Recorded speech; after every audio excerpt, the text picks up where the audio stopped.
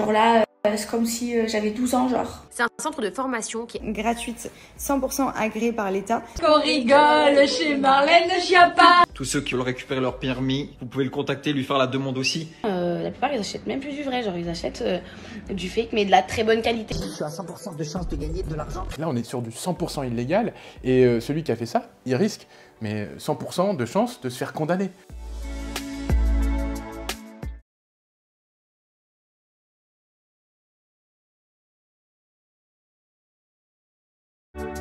Bonjour monsieur le député Arthur Delaporte, comment allez-vous? Bonjour, ça va très bien. Écoutez, j'ai une vraie question à vous poser monsieur le député. Pensez-vous, comme Olivier Véran, que le recours au 49.3 est tout l'inverse d'un aveu d'impuissance? La réponse est non. Moi je suis député de l'opposition et je considère que quand on nous impose de mettre fin au débat et de ne pas pouvoir discuter au bout d'un texte important, parce que c'est le budget de la sécurité sociale, et qu'on nous dit bah, c'est fini, vous pouvez retourner chez vous, un, on ne fait pas bien notre métier, et deux, on n'est pas en capacité de discuter des vrais sujets qui peuvent changer ou pas la vie des Français. Je vous remercie pour votre réponse monsieur le député, mais je vous rassure, nous ne sommes pas sur BFM Télé, nous sommes bien sur ma chaîne YouTube, ça me dira. On va parler, en tout cas pour le coup, on va avoir du débat monsieur le député, puisqu'on va parler placement de produits frauduleux, abus dans l'industrie de la télé-réalité. Arthur Delaporte, vous êtes député socialiste de la 2e circonscription du Calvados, vous êtes porte-parole du groupe socialiste et apparenté à l'Assemblée nationale, vous êtes membre de l'intergroupe, on peut dire, de la NUPES. Ouais, la nouvelle Union populaire écologique et sociale. Voilà, c'est une coalition en fait. C'est la coalition de tous les partis de gauche, les écologistes, les communistes et France Insoumise avec Jean-Luc Mélenchon et le Parti socialiste auquel j'appartiens. Déjà, je vous remercie d'être auprès de ma communauté aujourd'hui. Merci pour l'invitation. Plus sérieusement, c'est vous qui avez choisi de prononcer les mots utilisés par une influenceuse que ma communauté connaît très bien, que vous avez découvert, qui s'appelle Maëva Guénam. C'était au travers d'un de ses placements de produits pour une soi-disant formation CPF. Vous avez utilisé ces mots à l'Assemblée nationale. On regarde un extrait de votre intervention. Madame la Présidente, Madame la Ministre, chers collègues, alors, mes amours, je voudrais vous parler de Fast Formation. C'est chambé.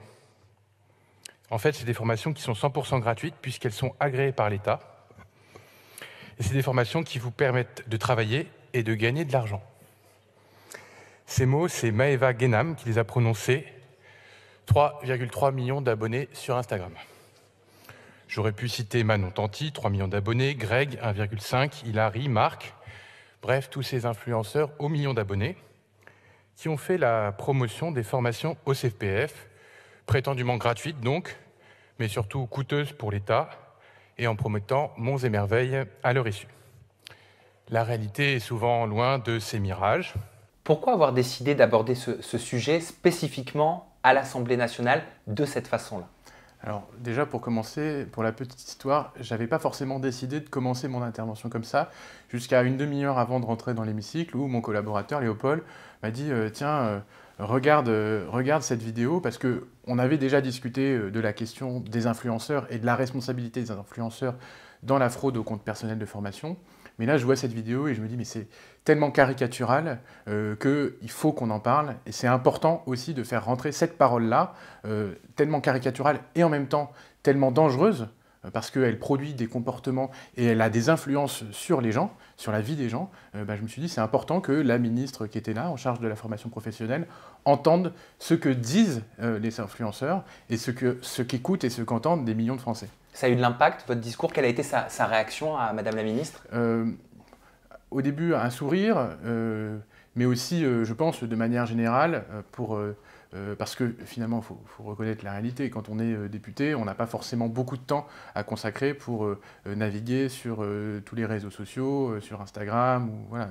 Et par ailleurs, il y a des filtres qui font qu'on n'est pas forcément exposé aux mêmes influenceurs ou aux mêmes contenus. Donc, dire ces paroles-là à cet endroit-là, il y a deux aspects. Il y a un aspect de sensibilisation des collègues et des parlementaires, un aspect aussi de représentation de ce que voient et de ce qu'entendent et ce qu'écoutent des millions de Françaises et de Français dans un lieu qui est important, l'Assemblée nationale. Et puis derrière, ça reste aussi dans le marbre, parce que ce qu'on dit là, déjà, ça fait une vidéo sous un cadre un peu institutionnel, formel, mais ça reste aussi dans des comptes rendus qui sont mis en ligne. On peut consulter tous les comptes rendus de l'Assemblée nationale depuis 1789. Qu'est-ce que vous vous êtes dit, en toute transparence, en toute honnêteté, quand vous avez découvert, peut-être pour la première fois, certains placements de produits frauduleux, notamment ceux autour du compte personnel de formation? il y a toujours un effet de sidération, parce qu'on se dit, mais comment c'est possible? Comment on peut aller à ce point-là, aussi loin, dans l'absurde et dans le mensonge? Parce que là, on a des propos qui sont mensongers. Quand on dit c'est gratuit, c'est gratuit pas du tout. Il n'y a rien qui est gratuit. Derrière, c'est l'État qui paye des milliers et même des millions d'euros pour financer des services qui sont censés permettre aux gens de se former vraiment pour derrière retrouver un métier. Alors que là, en fait, on a quelque chose qui va financer des boîtes à fric qui vont aspirer l'argent de l'État, donc du contribuable, donc derrière des Français, pour faire des formations mirages, soit inexistantes, soit de très mauvaise qualité, et le plus souvent non certifiantes. Je vous propose de découvrir d'autres publicités faites autour du compte personnel de formation et je poursuis mes questions juste après. Une formation qui peut vous permettre d'apprendre des langues, tout est frais payé. Tout est frais payé avec votre compte CPF. Ceux qui ne savent pas c'est quoi un compte CPF, dès que tu as déjà travaillé en France, tu as un compte CPF qui est ouvert et tu as automatiquement de l'argent qui rentre dessus. Petit bon plan à vous donner ce soir qui concerne une formation gratuite 100% agréée par l'État. Donc c'est une formation qui va vous spécialiser dans le domaine des réseaux sociaux. Si vous souhaitez gagner de l'argent à travers les réseaux sociaux, cette formation elle est faite pour vous et surtout elle est gratuite. Voilà. C'est vraiment l'État qui la rémunère, entre guillemets, donc vous n'avez rien à payer, vous êtes formé gratuitement. C'est un centre de formation qui est agréé par l'État, qui va vous permettre de suivre des formations plutôt axées sur le digital, pour certains. Ça peut être aussi ouvrir un site internet, ça peut être dans les réseaux sociaux, ça peut être dans le digital marketing, ça peut être dans plein de domaines, mais qui vont vous permettre d'avoir une vraie formation reconnue par l'État. Elles sont vraiment agréées par l'État, reconnues par l'État, financées par l'État à 100%, c'est vraiment 100% gratuit? En fait, le problème, c'est que sur ce type de formation-là, il y a des structures chapeaux qui peuvent avoir pour certaines un agrément réel, mais qui derrière vont sous-traiter à des structures qui, elles, sont totalement opaques et qui n'ont aucune certification de garantir une formation de qualité. Et donc, on va avoir comme ça un business qui va se faire entre des structures qui sont rémunérées pour donner des fausses certifications et qui, voilà, derrière, en fait, sont simplement des arnaques. C'est dangereux pour vous, en tant qu'influenceur, de générer du business sur fond de compte personnel de formation? C'est hyper dangereux au sens où, c'est de l'argent qu'on prend aux Françaises et aux Français, parce qu'on le pique à l'État. On le prend aux Français et aux Français, pour derrière ne pas vraiment le redistribuer par une formation de qualité. Si seulement derrière, et je peux comprendre qu'on ait envie de se former au métier du numérique, c'est important, mais il faut des formations de qualité, certifiantes, mais véritablement, et qui derrière permettent de trouver un job, pas simplement de se dire « Ah ben mince, 3 mois plus tard, ma formation était pourrie, j'ai rien appris ou pas grand-chose, et puis ça me sert à rien. » Et puis en plus, ceux qui m'ont fait ces courses, si seulement on m'a fait des cours, hein. Si l'argent s'est pas simplement évaporé dans la nature, en fait, c'était des arnaqueurs. Donc non, c'est choquant, c'est pas normal, et je pense qu'on doit tous être sensibilisés pour détecter, quand on voit ce type de vidéo, on se dit, attention, warning, mensonge, je me méfie, quand on me dit c'est gratuit, c'est qu'il y a un problème. J'aimerais soulever la question de la responsabilité. C'est une question qui revient beaucoup, notamment auprès de ma communauté, qui se dit mais qui est responsable? Certains disent ce sont les influenceurs, d'autres disent la responsabilité part à l'agence, qui est un organisme professionnel, qui décide de dupliquer à grande échelle ses publicités au travers de ces influenceurs. D'autres disent que c'est les annonceurs qui ont des sociétés écrans, qui n'ont pas de stock, qui savent pertinemment que leurs conditions générales ne sont pas aux normes, etc. Qui sont les responsables pour vous? Le problème, c'est que tout le monde est un peu responsable à des degrés divers. Il y a ceux qui vont monter l'arnaque. Eux, ils savent pertinemment que ce business, il est frauduleux, qu'ils vendent un produit qui est totalement fake. Voilà, ça c'est eux les principaux responsables qu'il faut punir en priorité parce que c'est eux qui sont à l'origine. Mais derrière, il y a ceux qui partagent une responsabilité parce qu'ils vont contribuer à en fait certifier, donner de la crédibilité à un produit qui en fait est totalement fictif ou de mauvaise qualité.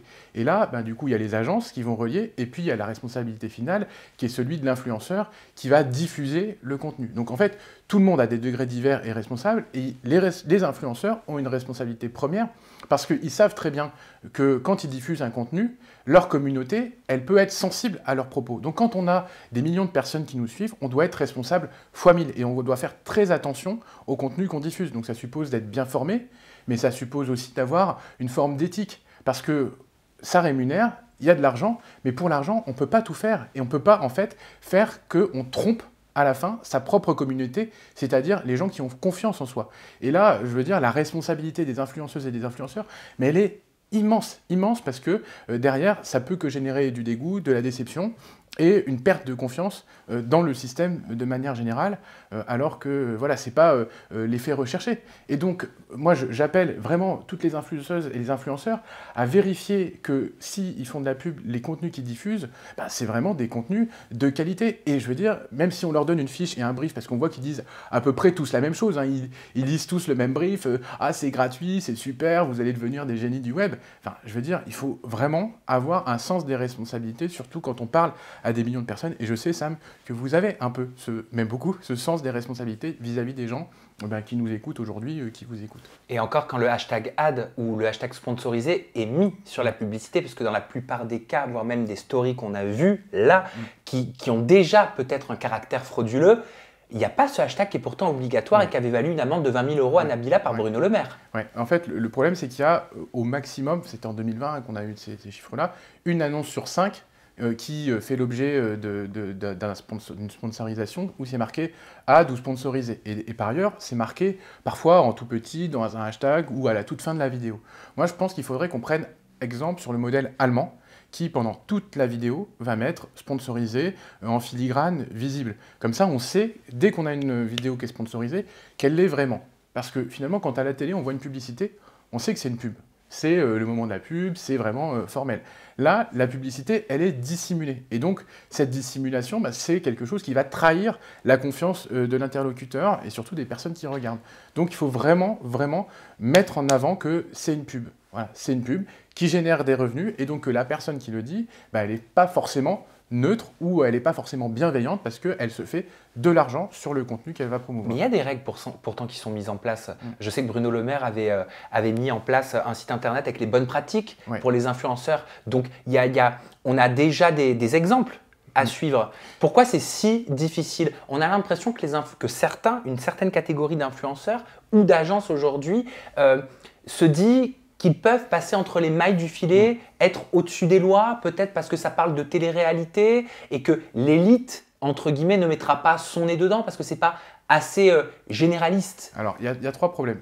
Le premier problème, c'est qu'il y a des règles, mais souvent, c'est des règles qui sont assez floues ou assez souples et qui ne sont pas forcément de nature juridique. Par exemple, le code d'éthique des influenceurs, c'est quelque chose qui n'est pas une loi. C'est, on va dire, des normes qui sont faites par l'autorité de régulation de la publicité. Et donc, en fait, ce n'est pas l'État qui les impose, mais c'est les producteurs de publicité eux-mêmes qui se donnent un code de bonne conduite. Mais derrière, on ne peut pas sanctionner, l'État ne peut pas sanctionner et l'autorité de régulation n'a pas de possibilité de mettre une sanction pécuniaire elle-même ou de punir.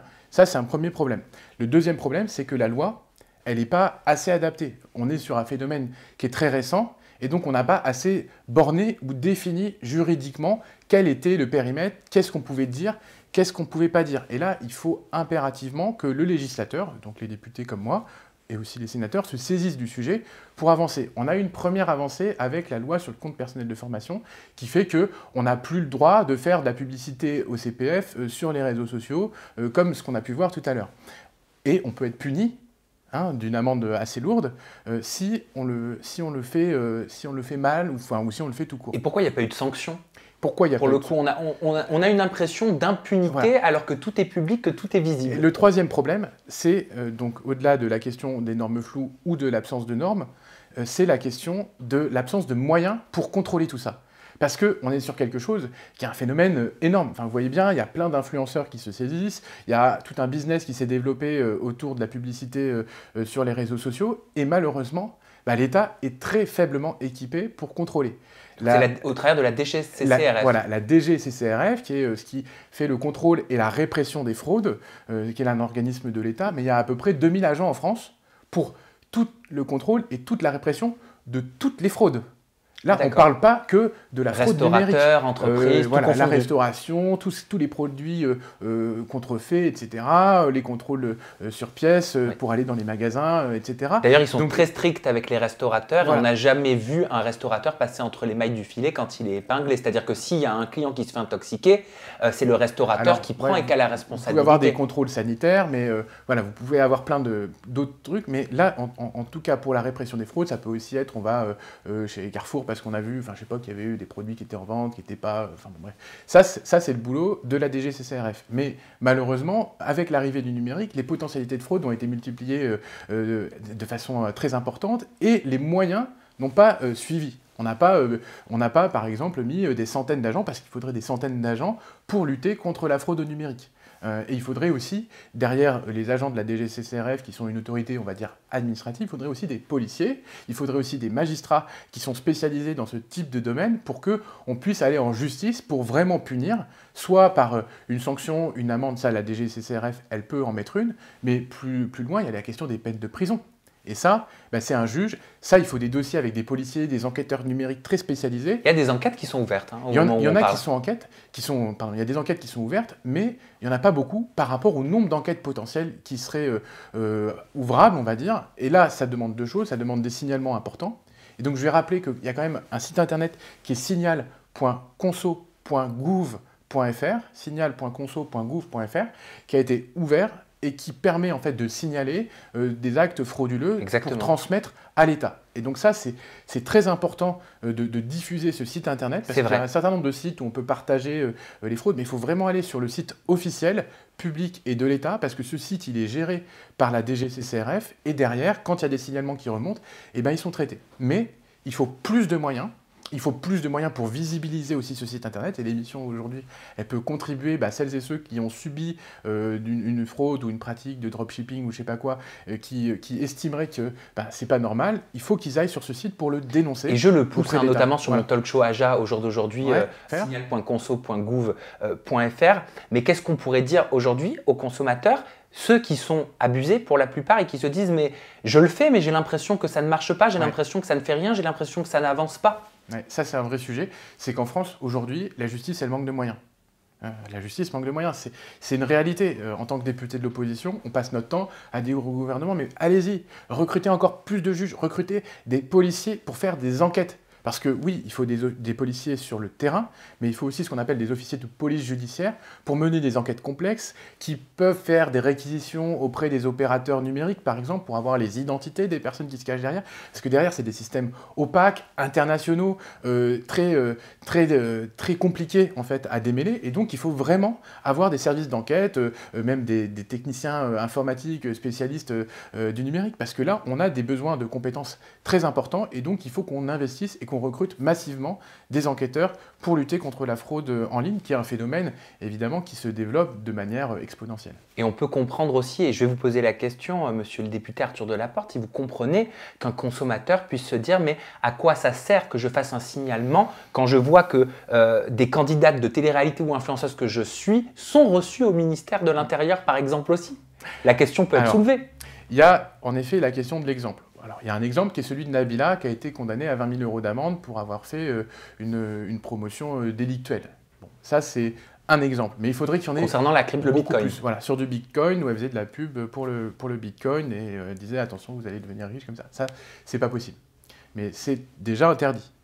Ça, c'est déjà interdit. Il y en a beaucoup au moment où on parle qui tourne. Mais le problème, c'est qu'il y a l'exemple de Nabila, parce qu'on a pris Nabila parce que c'était une influenceuse très visible, et donc on a priorisé l'action et le symbole sur sa sanction, mais il faudrait que systématiquement, tout le monde soit poursuivi. Je veux dire, quand dans un magasin, on va voler quelque chose, il y a de très fortes chances, si on est pris, pour qu'on aille devant, au moins devant la police et qu'on ait une amende. Là, en l'occurrence, il n'y a pas d'amende automatique, il n'y a pas de vraie sanction, et il y en a certains qui sont très identifiés, il y a plein de preuves, parce que c'est des réseaux sociaux, donc on peut enregistrer, on peut avoir des captures, on peut facilement prouver que c'est pas bien, mais le problème, c'est qu'on n'a pas assez de moyens pour punir.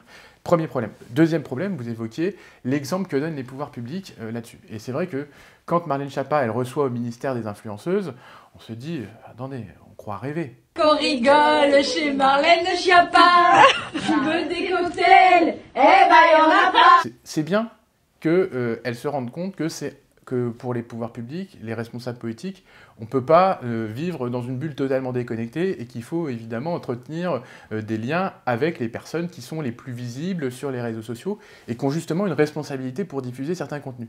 Le problème, c'est que quand elle fait ça, ça intervient dans un moment, Marlène Schiappa, où il y a une polémique autour de l'agence qu'elle reçoit, qui aurait cautionné d'une manière ou d'une autre, ou en tout cas qui n'aurait pas agi pour prévenir suffisamment ça. Et elle reçoit pour parler des questions d'agression sexuelle et du numéro 3919. Donc il y a forcément une déconnexion entre les personnes qu'elle reçoit, qui pour certaines, et ça je pense qu'il faut le dire aussi, véhiculent des stéréotypes sexistes. Parce que moi, je pense que c'est important aussi qu'on le dise, les influenceurs, ils ont aussi une responsabilité dans l'image qu'ils véhiculent, et notamment dans ce qu'on va véhiculer comme image du corps des femmes, par exemple. Est-ce que c'est les influenceurs qui ont cette responsabilité, ou est-ce que ce sont les productions et les grands groupes Il y a les deux. Qui les font travailler? En fait, il y a les productions et les grands groupes qui font travailler les influenceurs et qui vont évidemment encourager aussi à avoir un certain nombre de comportements ou de discours. Mais je veux dire, quand on est influenceur, on a aussi une responsabilité dans ce qu'on va dire. Quand on dit, ben voilà, le corps parfait, le corps de rêve, c'est ça, on va véhiculer un stéréotype de ce que c'est que le corps idéal des femmes. Donc là, vous parlez par exemple du manque de diversité physique par exemple, dans les programmes de télé-réalité. Il faut forcément avoir des gros seins, et ça, c'est voilà, il faut se refaire les seins, et derrière, eh ben, ça peut générer des complexes très importants chez les personnes qui vont regarder ce type de contenu et qui vont se dire, ah ben c'est vrai, moi je suis moche, mon corps il est pas beau, il est pas adapté, et en fait, ben, les influenceurs, ils véhiculent quand même aussi des stéréotypes. Et je pense que la responsabilité de Marlène Schiappa, parce qu'elle était aussi en charge de l'égalité femmes-hommes, ça aurait été aussi de recevoir des influenceuses pour discuter de ça, au-delà de ce qu'on a retenu. Parce qu'on a juste retenu Marlène Schiappa fait la fête au ministère de l'Intérieur avec des influenceuses. Moi, je pense que... Vous déplorez qu'on n'ait pas retenu le 3919 ? Voilà, on n'a pas retenu le message principal qui était le 3919. C'est le numéro qu'il faut composer quand on est victime d'agression ou de violences sexuelles, sexistes, et qu'on a besoin de faire un signalement, qu'on a besoin d'être écouté. Donc là, il y a une prise en charge par des personnes qui sont spécialisées dans la lutte avec le 3919 des violences sexuelles et sexistes. Et d'ailleurs, je précise que nous avons adopté un amendement dans le projet de loi de finances pour augmenter les moyens qui a été porté par ma collègue socialiste Valérie Rabault, pour augmenter les moyens du 3919, parce qu'aujourd'hui, il y a trop d'appels qui arrivent au 3919 et pas assez qui sont récupérés. Donc il faut recruter des personnes supplémentaires dans ce numéro, donc c'est l'occasion aussi d'en parler. 3919, c'est important. Mais au-delà de ça, Marlène Schiappa, oui, elle fait une faute morale en recevant des influenceuses, alors pour parler de lutte contre les violences sexuelles et sexistes, alors que certaines sont emmêlées dans des affaires. Donc le problème, c'est qu'on ne sait pas exactement ce qui s'est passé, mais si elle les reçoit, moi, pourquoi pas, mais on pose tout sur la table. Et on va aussi sur la question de la responsabilité dans la prévention des violences sexuelles et sexistes, et du rôle aussi des influenceurs là-dedans. J'aimerais vous faire réagir à un tweet de Bruno Le Maire qui a dit « Arnaque au compte personnel de formation », enfin un petit retour en arrière, « publicité déguisée, pratiques abusives dans le domaine du dropshipping, etc. Assez des dérives sur les réseaux sociaux. Nous devons tous ensemble nous mobiliser contre ces fléaux numériques. » Le gouvernement, selon vous, est-ce qu'il est assez mobilisé pour lutter concrètement contre ces fléaux numériques, pour reprendre les termes de M. Bruno Le Maire, ministre de l'économie? En tout cas, je pense qu'il commence à en avoir conscience. Est-ce qu'il est assez mobilisé? Je ne pense pas. On n'est jamais assez mobilisé, surtout quand on évoquait tout à l'heure les besoins de recrutement de policiers, d'agents pour la répression des fraudes. Il faut plus investir. Et dans le projet de loi de finances qu'on étudie actuellement, ce n'est pas une des priorités du gouvernement, alors que ça devrait l'être. Parce que si on regarde par exemple la fraude au compte personnel de formation, c'est des montants qui ont explosé. On est passé en l'espace d'un an, entre 2020 et 2021, de 8 millions à 43 millions d'euros de fraude au compte personnel de formation. Et ça, c'est nos impôts. Voilà. Peut-être qu'on en reparlera tout à l'heure, mais c'est vrai que moi, j'ai pas envie de payer mes impôts pour qu'ils partent financer des fausses formations et qu'ils aillent financer voilà, des influenceurs qui vivent à Dubaï par ailleurs. Donc ça, c'est vrai que c'est un sujet. Et l'État doit être mobilisé pour lutter contre la fraude, pour réprimer sévèrement ceux qui ont des pratiques commerciales délictuelles et qui peuvent nuire des fois à la santé des gens. Et ça, non, il faut renforcer encore plus. Alors, c'est bien que Bruno Le Maire le dise, maintenant il faut que l'État agisse vraiment. Est-ce qu'il va y avoir une proposition de loi suite à votre prise de parole? Parce que je vous sens quand même très investi. Il y a déjà, alors sur le compte personnel de formation, il y a une proposition de loi qui a été votée. Maintenant, il faut encore qu'elle soit votée au Sénat et puis qu'elle revienne à l'Assemblée. Vous savez, c'est le circuit de la loi, ça peut prendre plusieurs mois. Voilà. Oh bah non, avec le 49.3. Alors avec un 49.3, ça c'est le gouvernement qui peut l'accélérer. Mais malheureusement, nous en tant que parlementaires, on est contraints à des délais un peu plus longs. Mais pour ce qui est de ce sujet-là, oui, moi j'ai envie de déposer, avec mon groupe, on a ce qu'on appelle des journées dédiées. Et donc en janvier prochain, moi je déposerai une proposition de loi pour essayer de réguler mieux et de donner des moyens pour lutter contre les arnaques en ligne, le dropshipping notamment. Parce qu'il faut avancer et il faut qu'on pose le sujet. Et finalement, faire une proposition de loi, c'est un moyen de même si ça met un peu plus de temps, parce qu'on n'est pas le gouvernement à arriver à être appliqué, de discuter, de débattre ensemble des sujets et surtout de discuter ensemble des solutions qu'on peut avoir pour lutter contre ça. Dropshipping, donc juste pour expliquer pour tous ceux qui ne savent pas encore ce que c'est le fait de vendre un article qui coûte très peu cher des sommes beaucoup plus élevées, c'est-à-dire faire une marge qui est presque parfois renversante. On a eu le cas dernièrement, surtout beaucoup, c'est une pratique qui est très commune dans la télé-réalité. On voit par exemple des gaines qui coûtent 2,86 €. Voilà, sur des plateformes étrangères qui sont vendues 99 € par les influenceuses, sans compter derrière les moins 50% avec mon code mes amours, etc. Mais ça aussi, on pourrait en parler parce que je sais qu'il y a des règles. Quand on se rend dans une boutique, quelle que soit la ville en France, je veux dire, il y a des règles au niveau des soldes. On ne peut pas faire ce qu'on veut avec les tarifs. On a l'impression que sur les réseaux sociaux, vraiment, tout est possible. Alors, le problème, c'est que le dropshipping, ce n'est pas une solde, puisqu'on peut multiplier par 50 le prix d'un produit. Donc, oui, en fait, mais avec le code promo, ça devient soldé. Mais c'est une solde, c'est une fausse solde, puisque ça reste toujours, quand on a soldé à 50%, bah, on a toujours multiplié par 5 le prix réel du produit. Donc en fait, on est sur une pratique commerciale qui est trompeuse, mais qui n'est pas forcément en soi illégale. Et c'est bien ça le problème. Oui, mais la pratique commerciale trompeuse l'est pour exactement. le coup. Et c'est là où on a possibilité d'agir. C'est qu'on punit déjà les pratiques commerciales trompeuses. C'est qu'on dit, attendez, vous nous promettez une solde alors qu'en fait, c'en est pas une. Et puis, il y a toujours cette possibilité qui est nécessaire de dire, si on a du dropshipping, ben, on doit l'annoncer. On doit dire, attention, je fais du dropshipping. Au même titre qu'on annonce que c'est un partenariat sponsorisé. Voilà, et donc ça devrait être une obligation. C'est-à-dire qu'on rentre dans la responsabilité des annonceurs de dire, si vous faites du dropshipping, parce que certains le vendent comme un moyen de s'enrichir à moindre frais, et ben dites-le que vous êtes en train de vous enrichir à moindre frais sur le dos des gens. Et peut-être que là... Mettez le hashtag dropshipping. Mettez le hashtag dropshipping. Sinon, si vous faites du dropshipping et que vous ne le dites pas, eh ben on peut vous punir parce que vous n'avez pas annoncé que vous étiez en train de faire du dropshipping. Mais comment faire, monsieur le député Arthur Delaporte, pour imposer aux influenceurs en France de mettre le hashtag dropshipping, par exemple? On a bien imposé en Allemagne le fait de pouvoir mettre advertisement, je ne sais plus comment on dit en allemand. Publicité. Voilà, publicité, mais je ne sais plus, en Allemagne, c'est écrit en allemand. Donc ça, c'est le cas. On pourrait le dire en France tout aussi bien. Si les Allemands savent le faire, je pense qu'on n'est pas plus mauvais qu'eux. On est en capacité de le faire. Sur le dropshipping, c'est la même chose. Mais il y a un deuxième problème avec le dropshipping, c'est qu'il y a plein de choses qui sont vendues et qui sont en fait, qui ne devraient pas être vendues parce que c'est des produits de contrefaçon ou des produits de mauvaise qualité qui sont diffusés dangereux sur même. Les marchés européens, alors qu'ils n'ont pas la certification européenne. Pas aux normes. Ils ne sont pas aux normes européennes de commercialisation. Ils échappent aussi souvent à la TVA. Donc en fait, on ne paye pas d'impôts. Enfin, les impôts ne sont pas payés sur les produits qui sont vendus en dropshipping. Et donc voilà, il y a plein de problèmes. Et là, on est déjà dans le champ de l'illégalité. Donc c'est pour ça que il n'y a pas forcément besoin de légiférer sur tout, parce qu'il y a déjà en fait, des lois qui punissent ceux qui ont ce type de comportement. Le problème, c'est vraiment les moyens pour sanctionner ceux qui font ça. Est-ce qu'il faut sanctionner sévèrement selon vous? Bien sûr. Alors aujourd'hui, on peut déjà avoir des amendes qui vont jusqu'à 75 000 € et même 350 000 € pour les personnes morales, donc les entreprises. Mais malheureusement, c'est jamais suffisant, donc on pourrait se dire qu'on augmente le montant des plafonds, ça peut être un pourcentage du chiffre d'affaires aussi, hein. Mais on peut augmenter encore ces plafonds, on peut augmenter les peines qui sont encourues, mais peines de prison par exemple? On peut mettre des peines de prison, mais le problème c'est qu'on aura beau mettre des peines de prison, si on n'est pas en capacité de les appliquer, parce qu'on n'a pas de juge, pas de policier, pas d'enquêteur, pas d'agent à la répression des fraudes, et ben en fait ça sert à rien d'avoir des peines qui sont potentiellement dissuasives, mais en fait, comme on sait qu'elles ne sont pas appliquées, et qu'il y a beaucoup d'argent à se faire, et qu'on est sur des business un peu opaques, et qu'on ne sait pas que les circuits de l'argent ils sont compliqués à retracer, et ben en fait, il faut qu'on arrive à mettre en place des moyens. Donc moi je dirais que, ok pour augmenter les sanctions, c'est ce qu'on a fait d'ailleurs sur le compte personnel de formation, mais surtout, des moyens pour l'État, pour lutter contre ça, et aussi des obligations de transparence, de dire déjà, si on met dropshipping, ça doit allumer une petite lumière rouge dans la tête de celui qui regarde en se disant « je suis peut-être en train de me faire avoir ».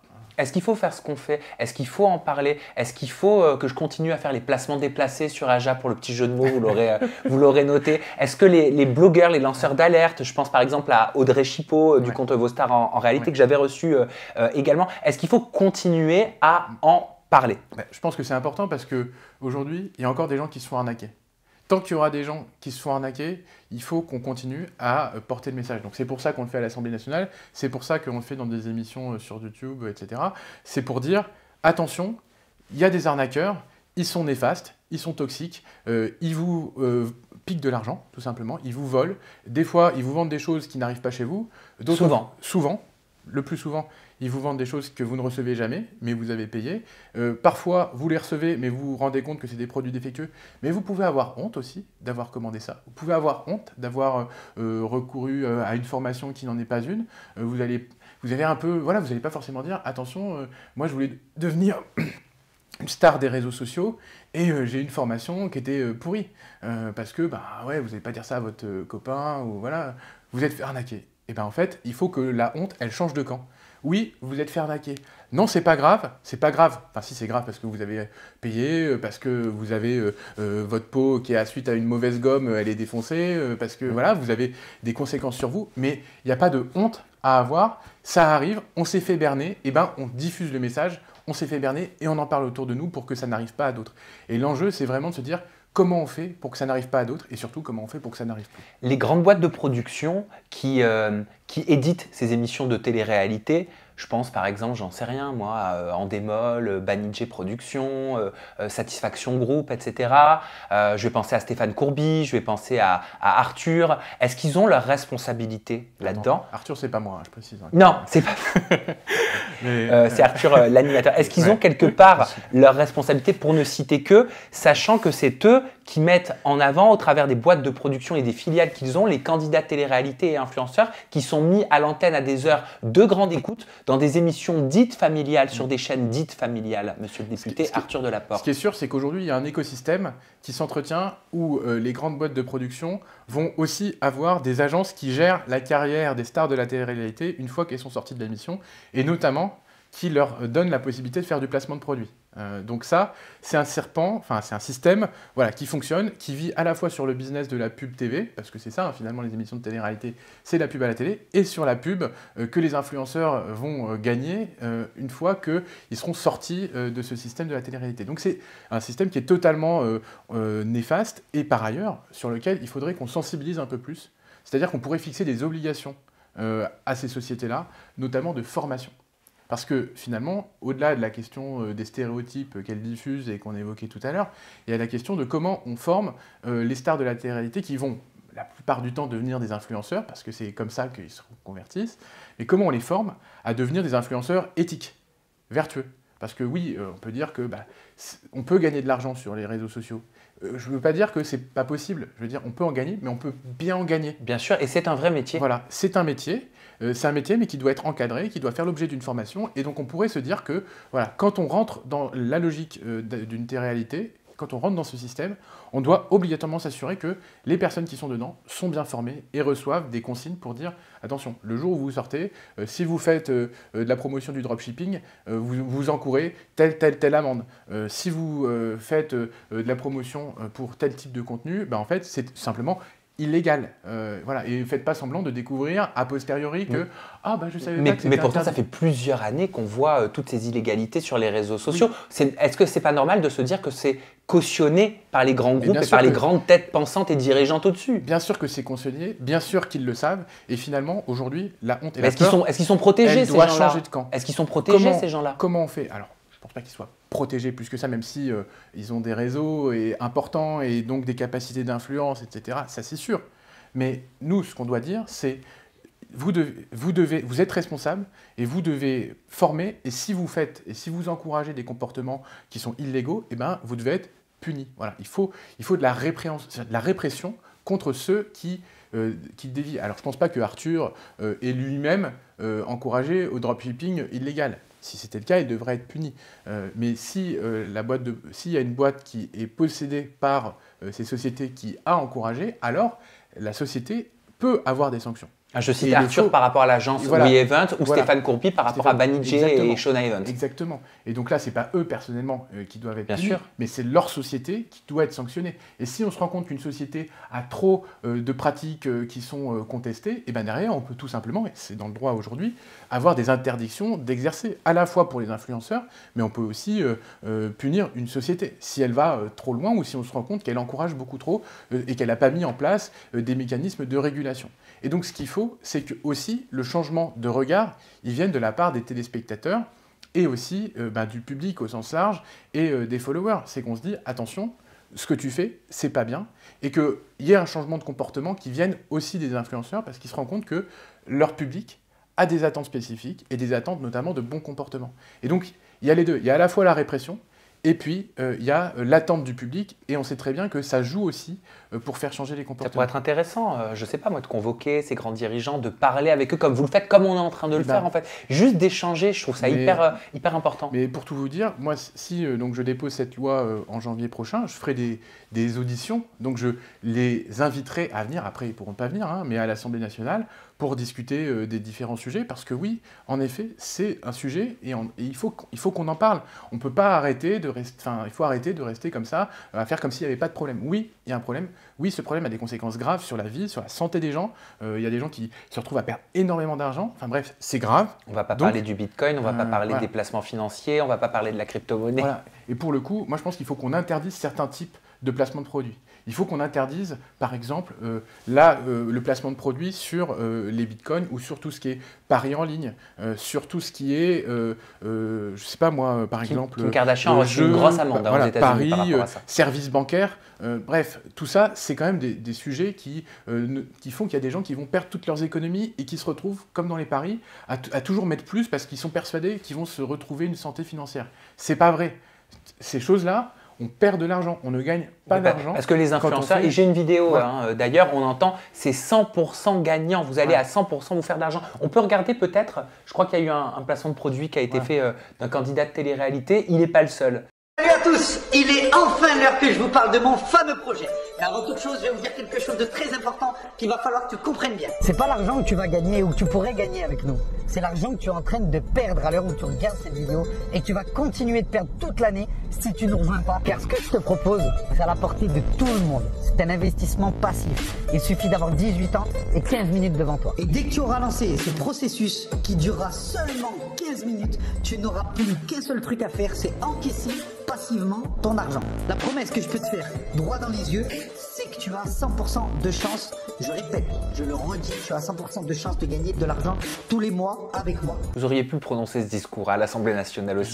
Je répète, je le dis, tu as 100% de chance de gagner avec moi. Ouais, et on voit bien, parce qu'on regarde ça avec un regard un peu distant, que c'est délirant.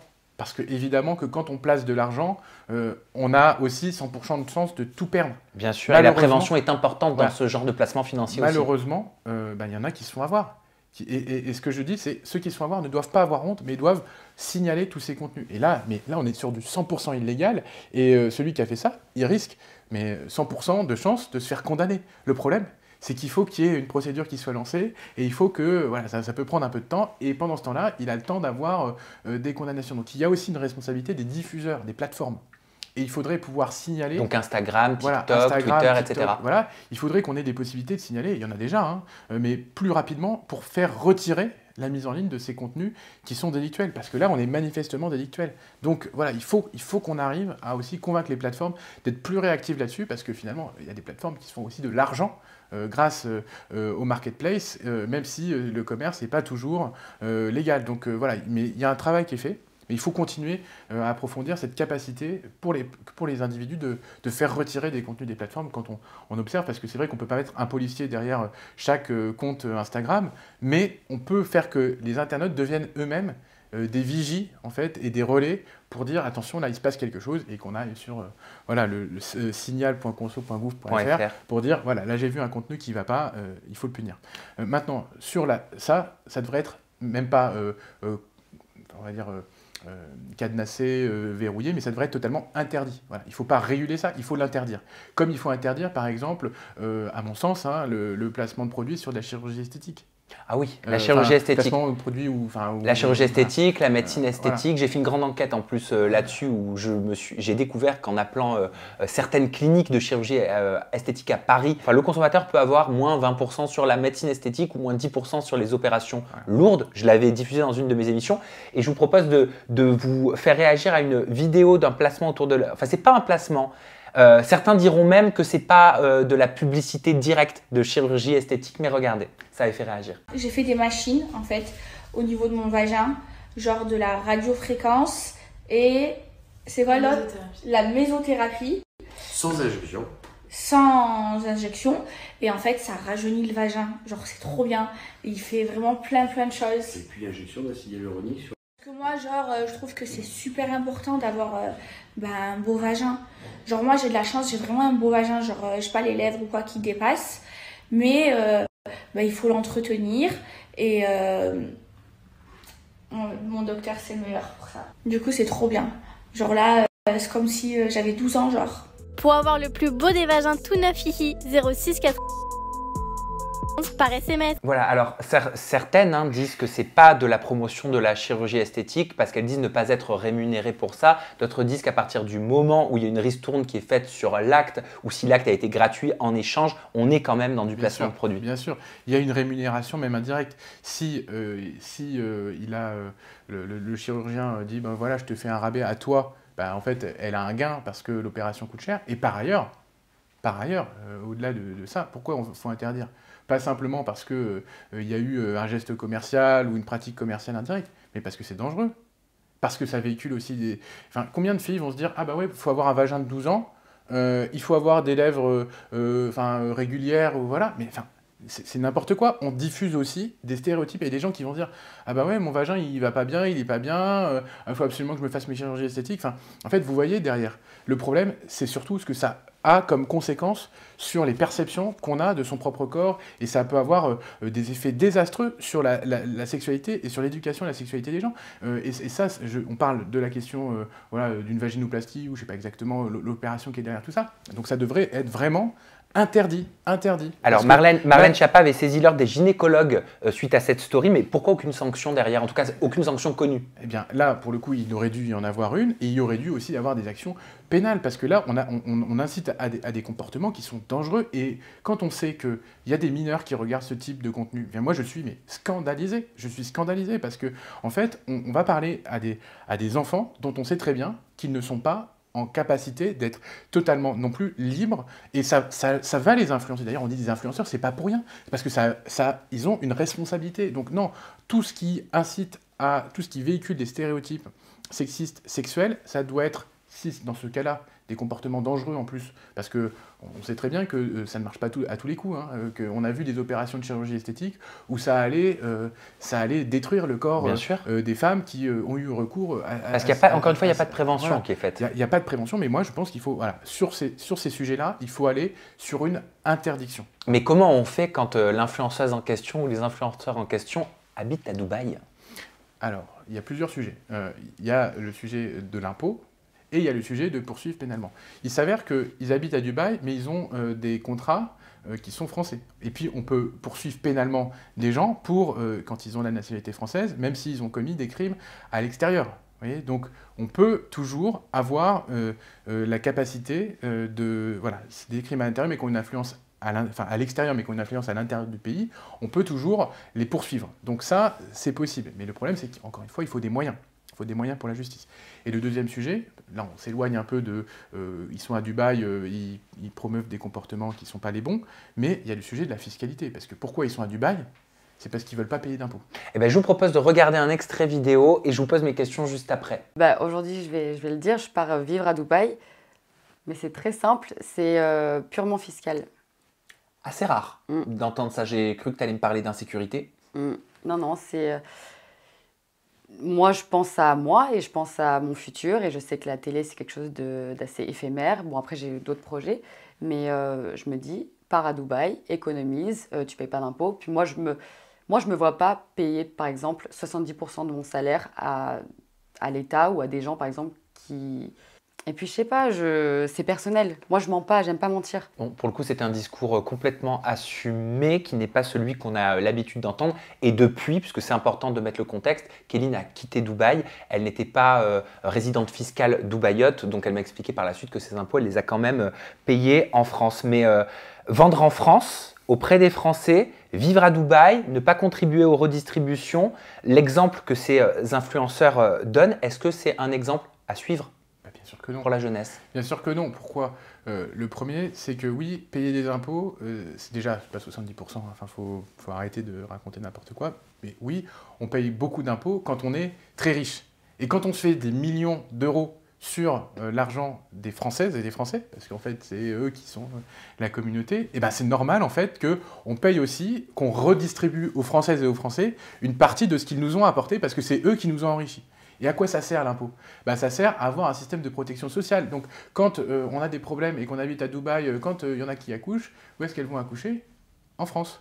Eh bien oui, on est quand même bien content d'avoir des services. Elles disent que c'est pour être proche de leur famille. Bien sûr, pour être proche de la famille, mais aussi parce qu'on sait qu'en France, on a des services publics de qualité, on a un système de santé qui fonctionne plutôt bien, même si voilà, il n'est pas assez financé. Et pourquoi il n'est pas assez financé?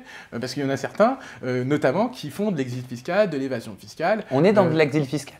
Évidemment. Ça représente 80 à 100 milliards d'euros par an qui manquent au budget des Français, enfin au budget de l'État. C'est énorme. Donc ça, l'exil fiscal, la fraude à la TVA aussi, parce qu'on en parlait tout à l'heure, c'est des choses qu'il faut absolument punir et il faut renforcer les mécanismes de lutte. Mais il faut surtout aussi que ces influenceurs, ils donnent des bons comportements. Donc si on décide d'aller à Dubaï parce qu'il y a du soleil, pourquoi pas, et encore.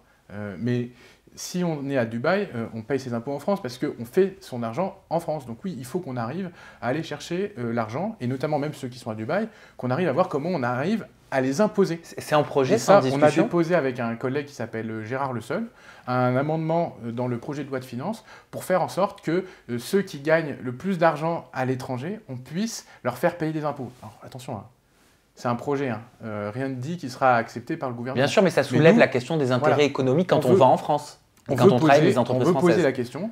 Quand on est français, quand on fait son argent avec de la production, enfin de la consommation qui est française, il faut que derrière, on paye ses impôts en France. Aujourd'hui, le sujet, c'est comment on fait pour fiscaliser par exemple Amazon, YouTube, comment on fait pour que l'argent qui est fait par YouTube sur le dos des Français, et en fait, ils le payent ses impôts à l'État français. Et ça, c'est un vrai sujet.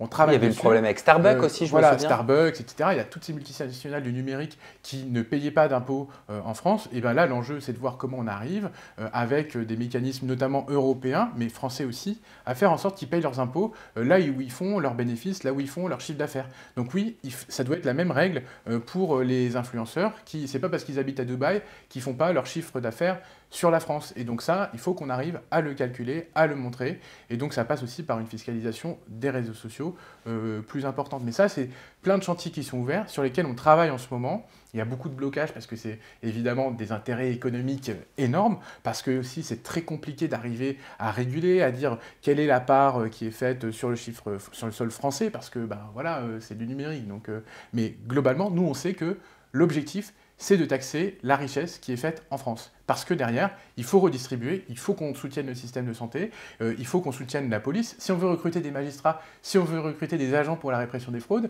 il faut qu'on puisse avoir des contributions, et donc que ceux qui sont les plus riches, ils payent un peu plus. Merci Monsieur le député Arthur Delaporte. Merci pour l'invitation. Alors être en immersion dans la fabuleuse industrie de la télé-réalité, des placements de produits, des influenceurs et des influenceuses, vous avez appris, vous découvrez des choses? Évidemment, on en découvre tous les jours, parce qu'il faut être clair, moi c'est pas forcément mon monde, mais en même temps, il faut qu'on se plonge dedans, parce qu'on ne peut pas avoir cette coupure entre les élus, parce qu'on est d'abord les élus du peuple. Et Bien donc, sûr. On doit aussi parler du quotidien de tout le monde. Et ça, c'est super important. Et je peux vous dire que depuis que j'ai commencé à parler du sujet, mais c'est énorme le nombre de gens qui m'en parlent, qui me sollicitent. Samedi, j'ai pris un train. Le contrôleur m'a dit « Ah, je vous ai vu sur le compte personnel de formation ». Et il était content, il a dit « Mais il faut continuer, allez-y, continuez le combat ». Et donc, finalement, venir ici, c'est aussi une manière de continuer le combat qu'on fera aussi sur les réseaux sociaux et au Parlement. Et merci, vraiment merci pour ça parce que tout le monde ne l'aurait pas fait. Voilà, donc je vous remercie d'être auprès de ma communauté pour parler de ce sujet qui est plus qu'important.